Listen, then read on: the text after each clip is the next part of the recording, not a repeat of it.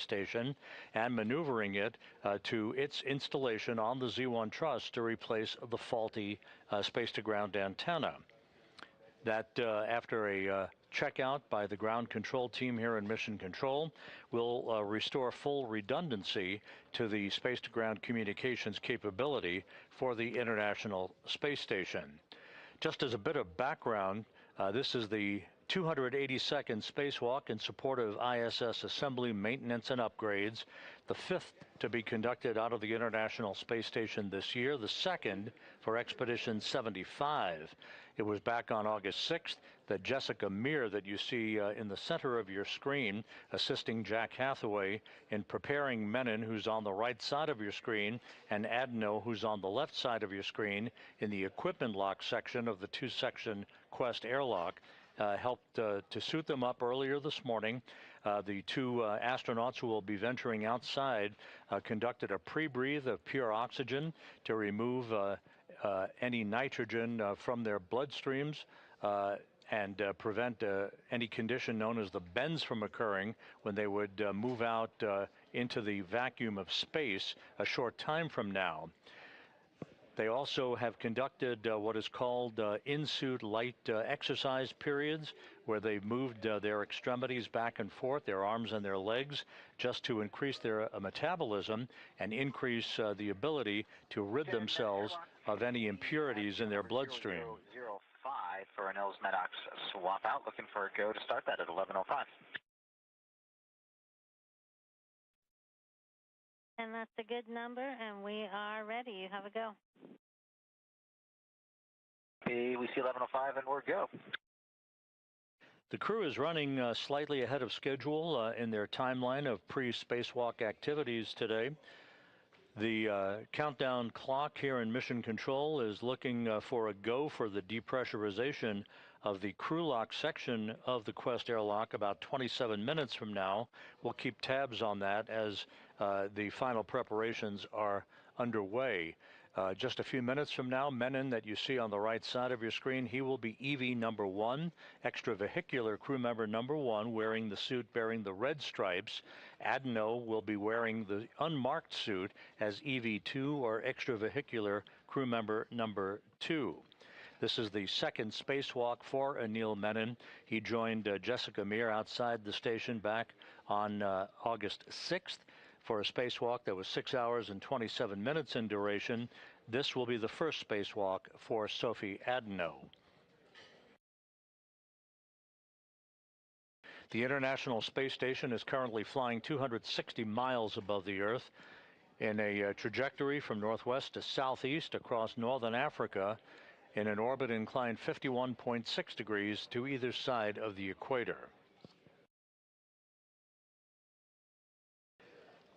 Just to give you a little additional historic perspective on the space-to-ground antennas that we're dealing with today, the very first space-to-ground antenna that was installed on the International Space Station's Z1 truss was carried into orbit on the STS-92 mission in October of 2000 and installed by astronauts Leroy Chiao and Bill MacArthur. The spare SGANT, or space-to-ground antenna, that is being installed today to replace the degraded antenna was delivered on the STS-127 mission and installed by astronauts Dave Wolf and Tom Marshburn on the 40th anniversary of Apollo 11's landing on the moon on July 20th, 2009. The antenna that is being replaced, that began to deteriorate in its swiveling or gimbling capability last November, the faulty antenna that's being replaced today was initially installed on the STS-132 mission in May of 2010 by astronauts Garrett Reisman and Steve Bowen.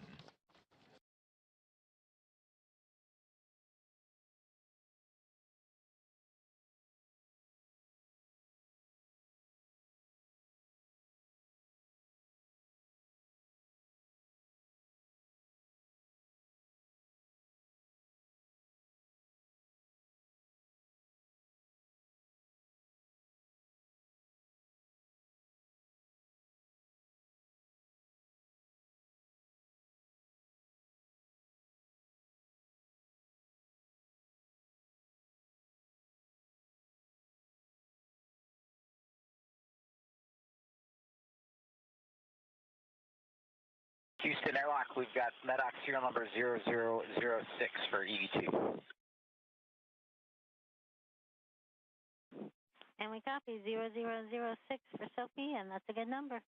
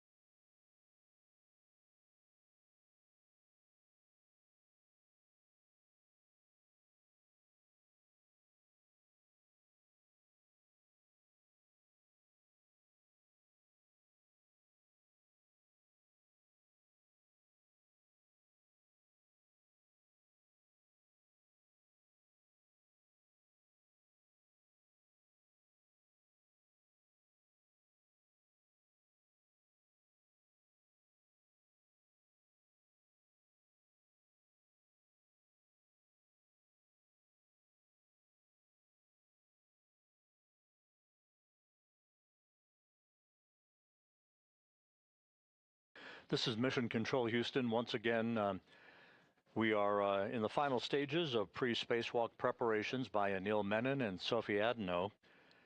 They will be exiting the Quest airlock to begin the 282nd spacewalk in support of space station assembly maintenance and upgrades. We're running some minutes ahead of schedule. A little bit difficult to predict until we get to the point where they begin the depressurization of the Quest airlock. Houston Airlock, I'm going to hold up one of the O-rings of MEDOX canister 0006. We see some black smudges on it. We're just curious if you want us to wipe that, if that's nominal, or you want us to wipe that with a lint-free wipe, or how to handle it. Stand by. We are in a KU transition, so about 20 more seconds and we'll be able to see it.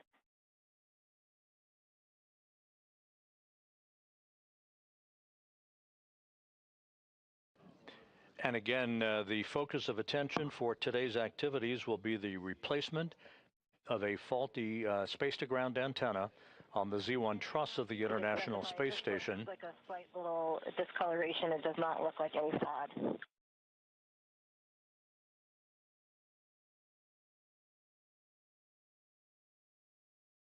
Okay, we copy. Stand by.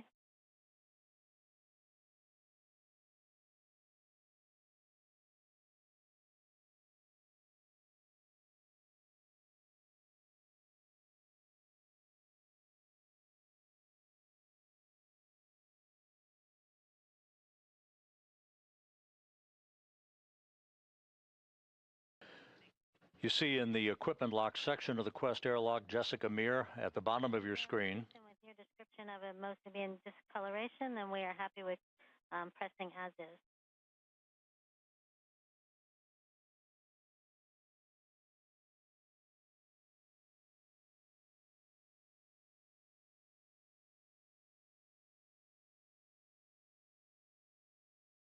Copy. Jessica Meir and Jack Hathaway are assisting Anil Menon and Sophie Adenot in their pre-spacewalk preparations. A short time from now, they will mount devices called SAFERs. Those are simplified aid for EVA rescue backpacks on each of the crew members. Those are jet-powered backpacks that would be used in the highly unlikely event that the crew members would become untethered outside of the Quest airlock during their spacewalk activities. They would have a means to propel themselves back to structure and back to the safety of the International Space Station. Once the SAFER units are installed, the two crew members will be moved inside the outer section of the Quest airlock. That is the crew lock section. The hatch that you see right there at the hatchway, that hatch will be closed and sealed, and the two spacewalkers, Menon and Adenot, will then conduct final communications checks and final suit systems checks before they switch their suits onto internal battery power to mark the official start of today's spacewalk. We have about a 5.5-minute animation that will be showing momentarily that will detail all of the activities associated with today's excursion to replace a faulty space-to-ground antenna. Our day will start with EV1 in red stripes and EV2 in white. Crew will egress the International Space Station from the airlock and will both be carrying a tool bag. EV1 will translate to an external pallet forward of the airlock to retrieve a foot restraint that they will take as they translate starboard to set up and ingress the Space Station Robotic Manipulator System, or robotic arm, from the S1 truss. Once EV1 is ingressed, the robotic arm will back off from structure and then maneuver the crew up and over the main truss to the space-to-ground antenna, or SGAN, worksite. Meanwhile, EV2 will translate aft and zenith around the airlock to the Z1 truss. Here, EV2 will set up the worksite to remove and temporarily stow the failed SGAN antenna. Next, they will translate up the antenna boom to prepare the SGAN for removal. Shortly after, EV1 will be arriving on the robotic arm. The two crew will work together to install locks over the antenna's gimbals to restrain it from motion during handling.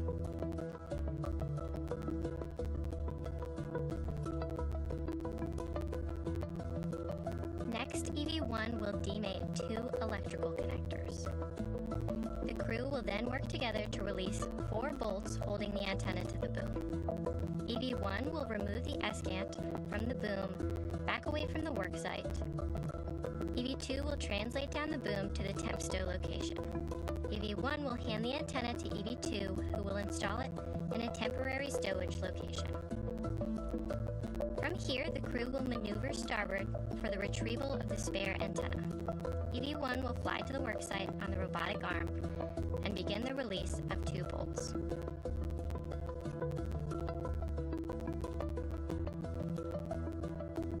EV2 will translate along the truss to this worksite and assist EV1 with release.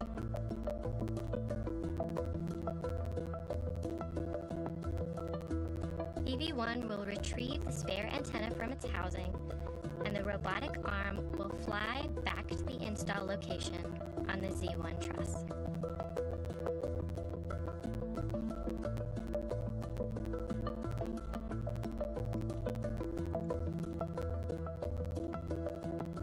EV2 will translate back along the truss the same way they came, passing by the airlock on the way. Both at the worksite, the crew will work together to get the antenna seated and installed on the boom.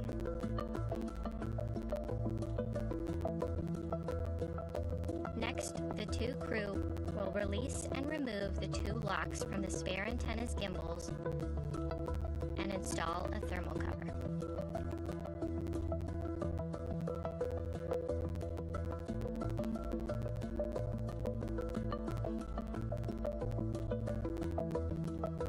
EV2 will retrieve the failed antenna from its temporary stowage location and pass it off to EV1. EV1 will carry the failed antenna outboard to its long-term stowage location.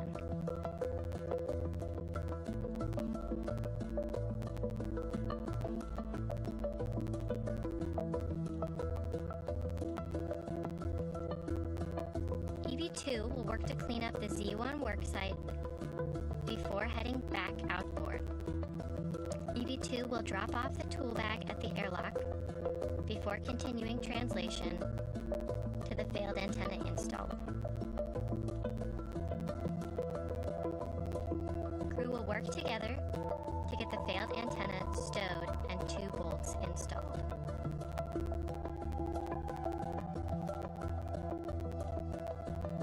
Once the failed antenna is stowed, EV1 will maneuver to the same location they ingress the robotic arm from. EV2 will begin translation back to the airlock and prepare for crew ingress. EV1 will egress the robotic arm and remove the foot restraint, which they will be stowing on an equipment platform nearby.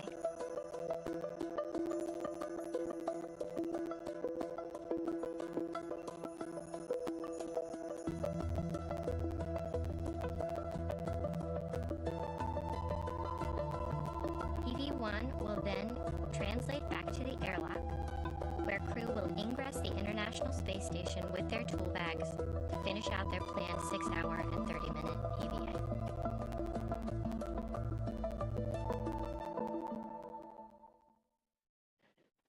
And that was a look at today's activities for Anil Menon and Sophie Adenot, the NASA astronaut and the European Space Agency astronaut who will be venturing outside of the Quest airlock a short time from now to begin the 282nd spacewalk in support of space station assembly maintenance and upgrades.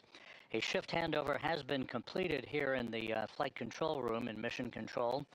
At the bottom of your screen, you have Flight Director Chris Dobbins, who is the Flight Director for today's spacewalk. To his left is Chloe Mering, the Flight Director who will preside over the next spacewalk on August 25th that will see crew members go outside the Quest airlock for the third time this month to conduct a variety of different tasks in reconfiguring systems and electronics on the outside of the station. But today's focus of attention is the replacement of this faulty space-to-ground antenna that was first delivered to the station on the STS-127 mission in 2009. It has been parked on ESP-3, the external stowage platform number 3, on the outside of the space station, the only spare space-to-ground antenna that remains available for use on the station. It will replace a faulty antenna that began to degrade in its gimbaling or swiveling capability back last November. One of the features that you'll be seeing throughout the course of the spacewalk today will be Anil Menon, who will be planting his feet in a portable foot restraint at the end of the Canadarm2 robotic arm, sort of like a telephone repairman at the end of a cherry picker. He will be maneuvered to various work sites and will be carrying the faulty antenna once it is removed from its boom on the Z1 truss over to the port 3 truss of the station to be installed in the empty parking place that the spare antenna currently resides. That spare antenna then will be brought by Menon once again at the end of the robot arm back to the work site at the Z1 truss in the middle of the backbone of the station to be installed and then subsequently activated by ground controllers here in Mission Control. The robotic arm will be primarily operated today by NASA astronaut Jack Hathaway, who you see on the right side of your screen, being assisted by Jessica Meir as they mount a simplified aid for EVA rescue backpack onto Menon first, then to Adenot, as they will be then equipped with a return capability on this small nitrogen thruster backpack in the unlikely event they would become untethered from the structure of the International Space Station, or as they're moving around from work site to work site.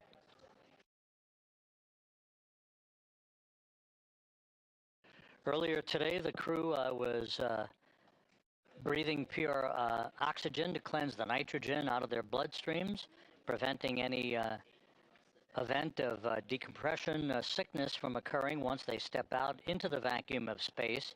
They also conducted a light exercise period where they moved their lower extremities back and forth to increase their metabolism, thus hastening their ability to remove that nitrogen from their bloodstreams. All of that went very well, and the crew is just moments away now from being moved inside the Quest airlock, the outermost section of the two-section Quest airlock, to hook themselves up and prepare for placing their suits on battery power that will mark the official start of today's spacewalk.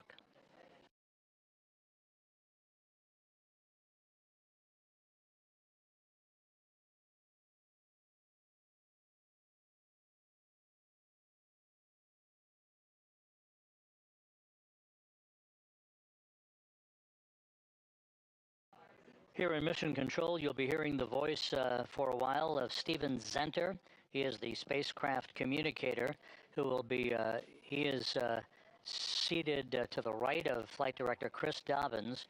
Zenter will be talking to the crew up until the time that the final preparations will be undertaken prior to the suits being placed on battery power. The spacewalk choreographer, if you will, or the IV, the astronaut who will be on console talking directly to the crew during the EVA itself, is veteran astronaut Anne McClain. She is not in the field of view at the moment. She'll be on console momentarily. She is in the room, and she'll be the voice you'll be hearing as she runs through the step-by-step procedures with Menon and Adenot while they're conducting their work outside in the void of space.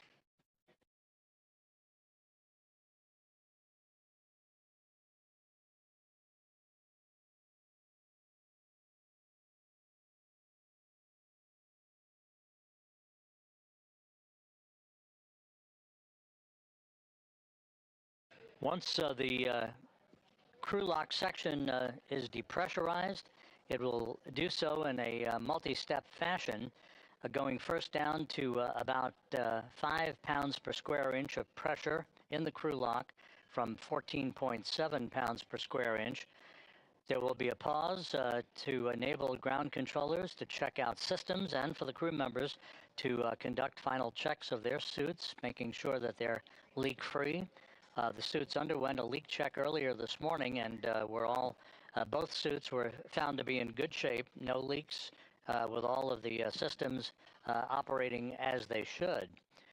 Once that momentary pause in the depressurization of the crew lock is conducted, the depressurization then will resume down to vacuum, enabling the two crew members to open the outer thermal hatch and then the hatch on the crew lock section prior to placing their suits on battery power.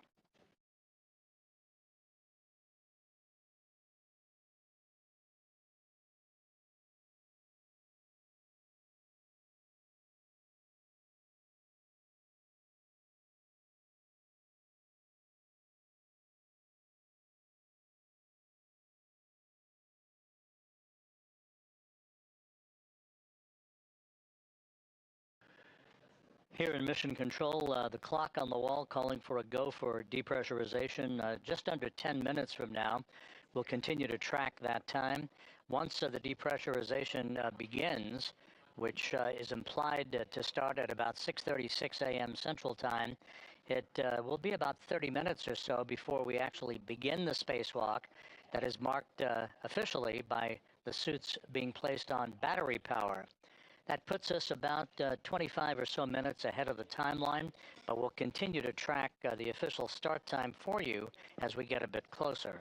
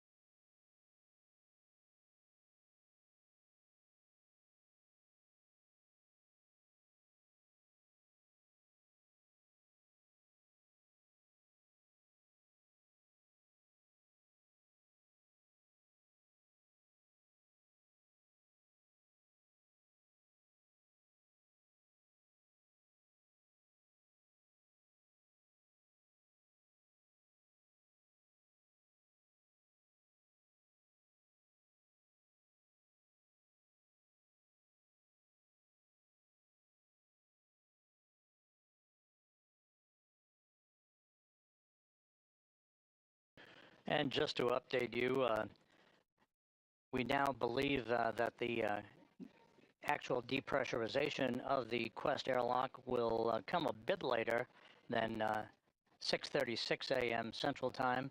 As you can see, Anil Menon wearing the suit, bearing the red stripes on his legs as EV1, or extravehicular crew member number 1. He has moved into the crew lock section of the Quest airlock, Sophie Adenot, still in the equipment lock. She'll be outfitted with her safer backpack shortly and will join Menon in the crew lock just a few minutes from now.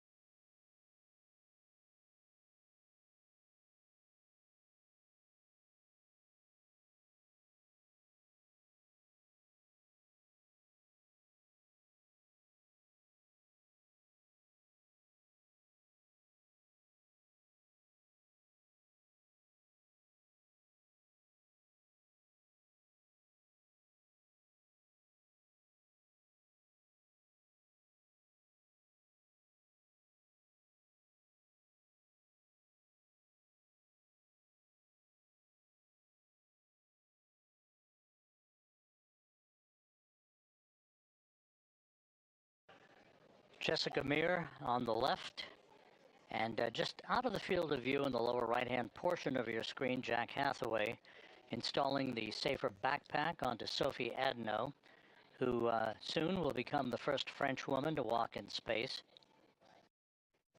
Adenot, representing the European Space Agency today, joining Anil Menon for what is planned to be about a 6.5-hour spacewalk, could go longer, as the two crew members for Expedition 75 join together in the replacement of a faulty space-to-ground antenna. There are two such antennas that reside side by side on the Z1 truss in the middle of the truss section of the International Space Station. SGANT number 2, or space-to-ground antenna number 2, is the antenna that developed a gimbling or auto-tracking problem last November. These dishes, if you will, track the NASA Tracking and Data Relay Satellite System, lock on, and provide high data rate telemetry, video, and voice capability to ground controllers throughout the world. Since the problem with SGANT number 2 cropped up last November, the ground control team switched over to the use of SGANT number 1, and that has been functioning just fine. But in order to restore full redundancy to the system, we are replacing SGANT number 2 with a spare that resides on external stowage platform number 3, one of 3 such spare parts platforms on the outside of the space station. ESP3 is located on the P3, or Port 3 truss of the International Outpost. Once the two crew members exit the Quest airlock, they will check their tools and tethers and make their way over to that work site to begin setting up for the removal of, first, at the Z1 truss, they'll set up for the removal of the faulty antenna that will be parked along a handrail, and then we'll move to the P3 truss to get the spare antenna, and maneuver it back to the Z1 truss for its installation on the boom and the hookup of cables and connections. You'll be hearing a lot today about bolts. The pistol grip tool, the space age power tool that is used to unbolt and bolt a variety of bolts and connectors on equipment outside of the International Space Station. You'll be hearing a lot about gimbal lock bolts, bolts to release the failed space-to-ground antenna from its boom, bolts to release the spare from ESP number 3, and to work the process in reverse with the installation of the new antenna and the parking of the faulty antenna on ESP3, where ultimately it may be returned to Earth for upgrades and repairs.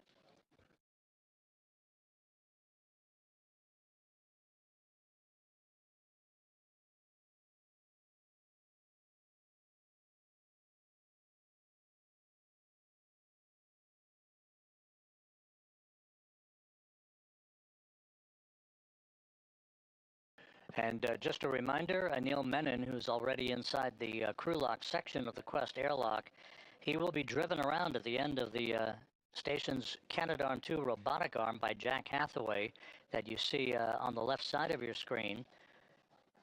Hathaway will be the prime robotics operator once Menon has gone outside and planted his feet in a portable foot restraint that will be attached at the end of the Canadarm2.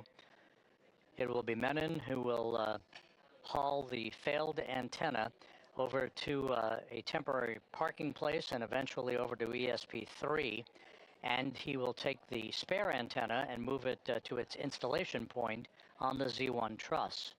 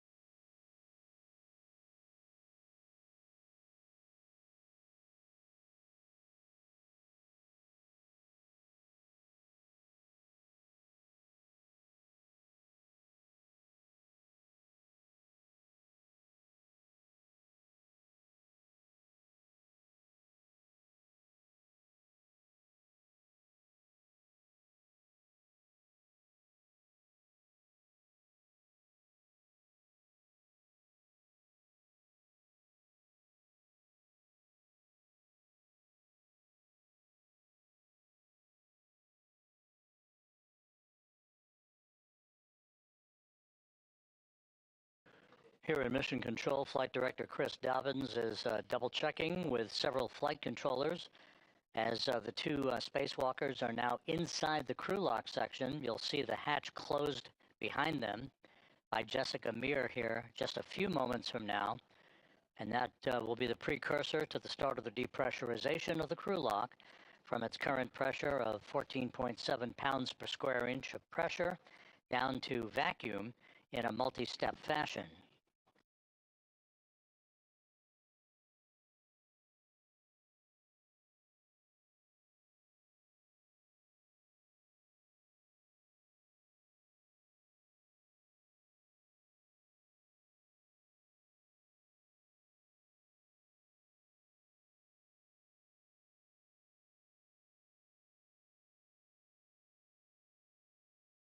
The flight control team are reporting back to Chris Dobbins that everything is in order. No issues being worked whatsoever, either with suits or systems. And so we're just standing by for the final few procedures to make sure that the two spacewalkers are comfortable inside the crew lock section and in the right orientation for when the hatch is closed behind them.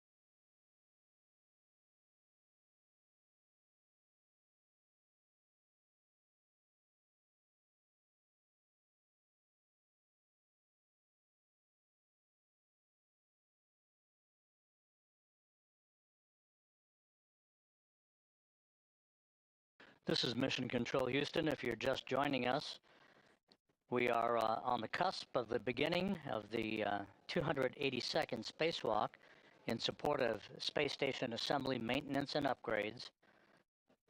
You can see in this view in the Quest airlock, in the foreground is Jessica Meir. Jack Hathaway is right at the hatchway, the dividing line between the equipment lock section and the crew lock section. Inside the crew lock are the two spacewalkers for today, Anil Menon, EV1 or extravehicular crew member number 1, wearing the suit bearing the red stripes, about to begin the second spacewalk of his career and the second in the past 12 days. Sophie Adenot of the European Space Agency is about to begin her first spacewalk. This the 5th spacewalk conducted out of the space station in 2026, and the second for Expedition 75 crew members.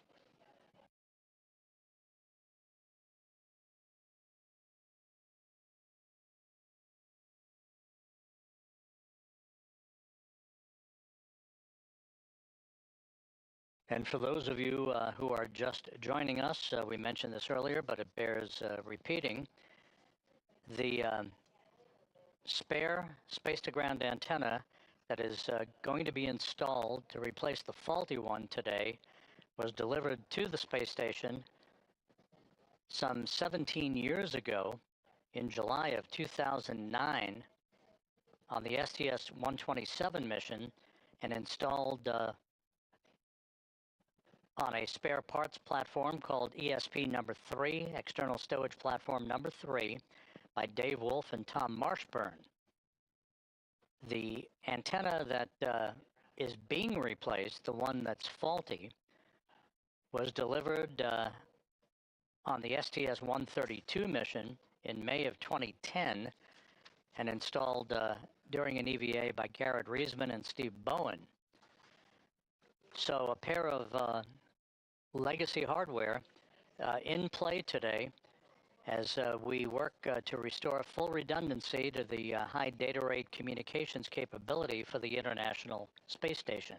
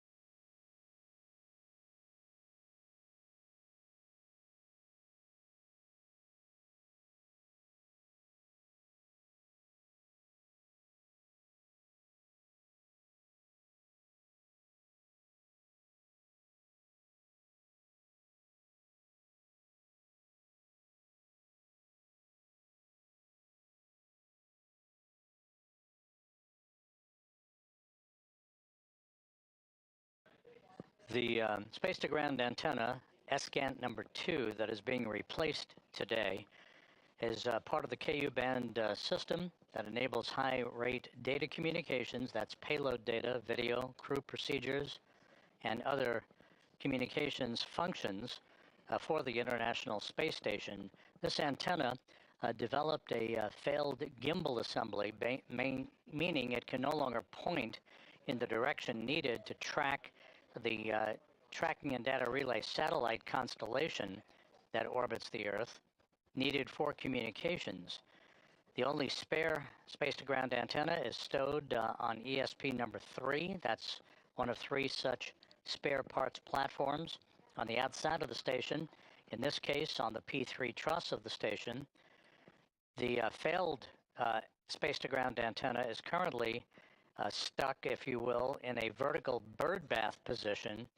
This position deliberately oriented to facilitate its removal from the boom that it resides on the Z1 truss. Now you see Jessica Meir closing the hatch behind the two spacewalkers and isolating Meir and Hathaway from Menon and Adenot.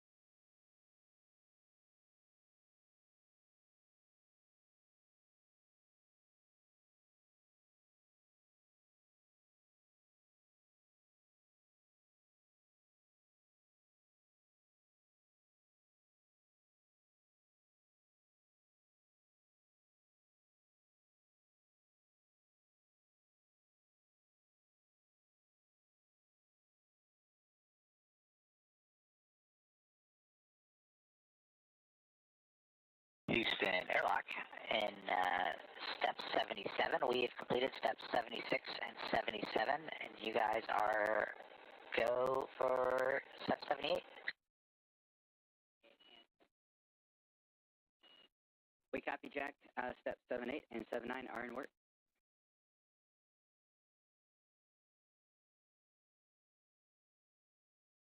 And we will sit tight until you guys are done with 7 all the way through 80, and then we'll pick back up in 81 when you let us know.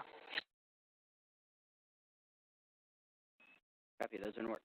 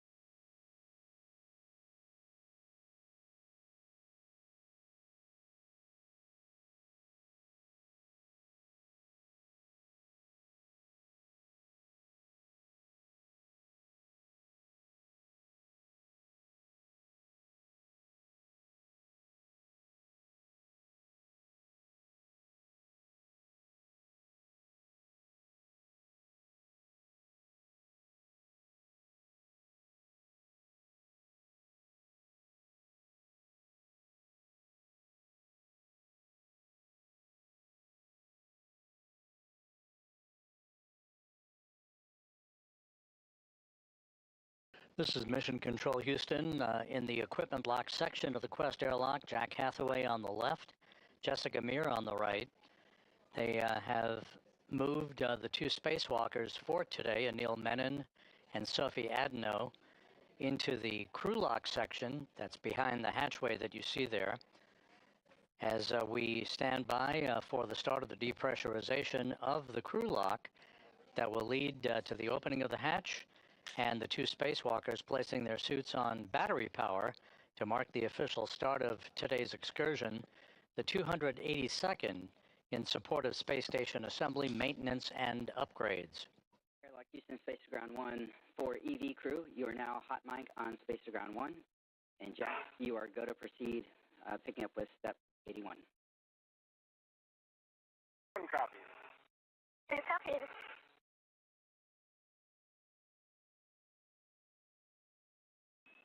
And we hear you both.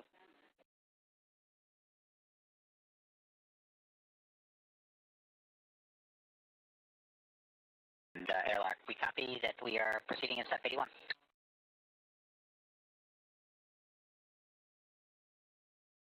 Sophie, I want you to just look and not touch. Can you check on the UIA that the depressed pump power switch is indeed in the off position? Depressed pump power off OSS. Verify that the depressed pump enable LED is on ON. Say again. Verify the depressed pump enable LED is illuminated is on ON. Enable LED is on ON. Okay, and Houston Airlock, we're waiting for your go to do the crew lock depress cue card in step 84. Stand by for about 30 seconds.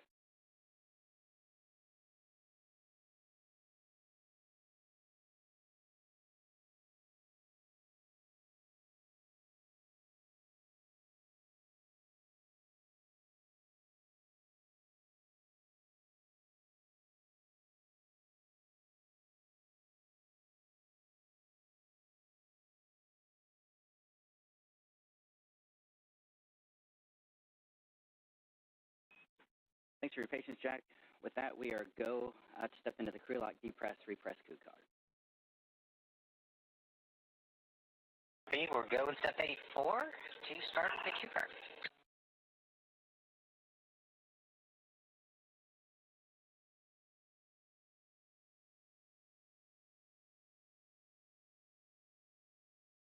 Sophie, I am on the crew lock depress cue card. Step 1 on the UIA. Go ahead and take the depress pump power switch to the ON position. Depress pump power on ON. All right, we're going to wait for 10 seconds, and then I'll give you your next step. Copy.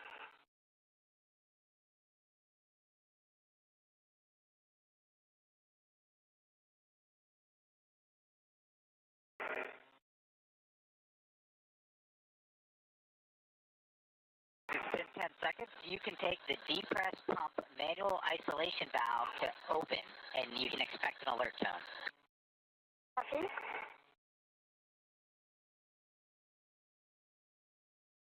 Manual ISO valve open. Copy, it's open. You guys can monitor your suit P gauge and make sure it stays below 5.5. If it gets up there, then let us know. Copy. One copy. And with everything going very smoothly, the depressurization of the crew lock now underway. This will be done in a two-step fashion, first down to 5 pounds per square inch of pressure, and then finally down to vacuum. That will enable the two crew members to open the outer thermal cover and the hatch to the crew lock before placing their suits on battery power. So if I turned on my lights just for... Yes, I'm doing the same. This is my box. Thanks.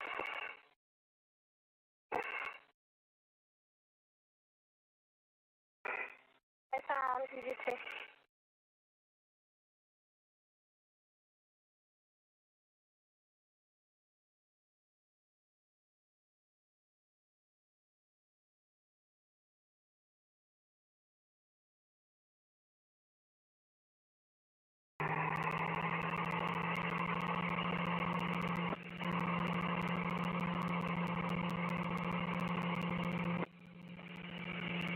With the start of the depressurization of the crew lock underway, we are estimating a start time almost right on the pre-published time of about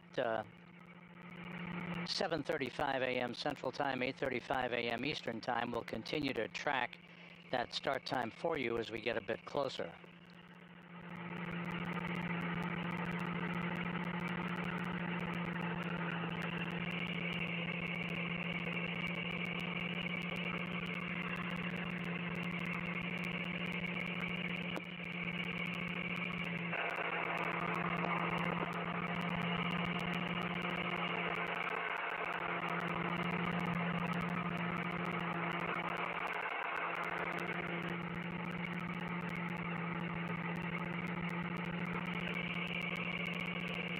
The crew lock now passing 10 pounds per square inch of pressure.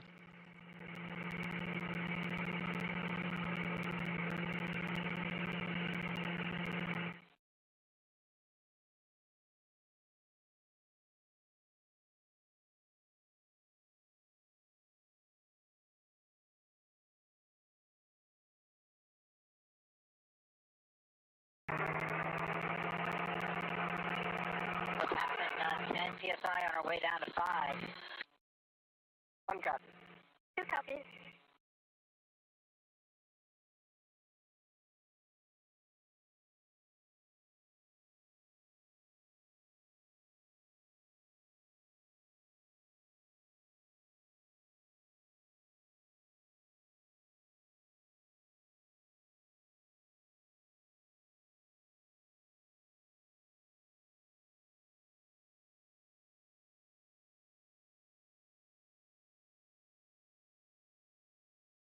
As the depressurization of the crew lock continues, the International Space Station is flying from southwest to northeast across the Pacific Ocean, just about to fly directly over Samoa.